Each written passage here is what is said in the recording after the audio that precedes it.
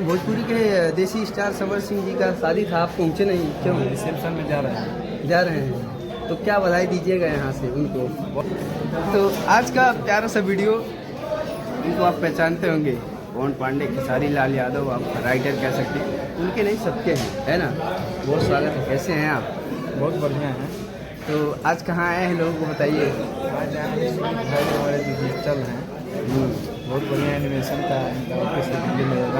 हाँ, उन के भाई जी की शादी में आए हैं आदित्य जी, जो है छपरा शादी में है, अपने होम डिस्ट्रिक्ट में है।